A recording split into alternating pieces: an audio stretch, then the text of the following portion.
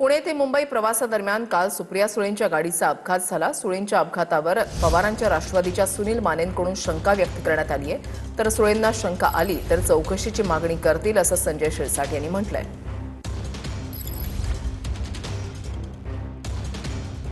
म्हणणं असं आहे की अजितदादांचा घातपात करण्यात आला।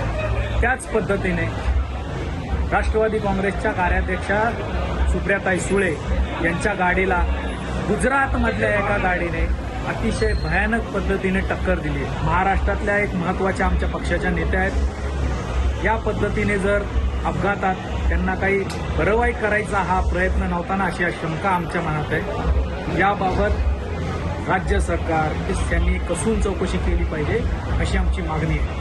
काल सुप्रिया सुळेंच्या गाडीला सुद्धा एकनाथ शिंदे साहेबांचं हेलिकॉप्टर 4 दिवसापूर्वी भरकटलं होतं। काल सुप्रिया सुळेंच्या गाडीला धक्का लागला। आता ते सुदैव का दुर्दैव ती गाडी गुजरातची होती, परंतु याच्यामध्ये ज्यांच्या गाडीला अपघात झाला त्यांनी जर ती कंप्लेंट केली असती तर निश्चित त्याची सुद्धा चौकशी तर होईलच। ती गाडी आता पकडलेली गेलेली आहे, पण असं काही जर असेल तर त्याची चौकशी होईल।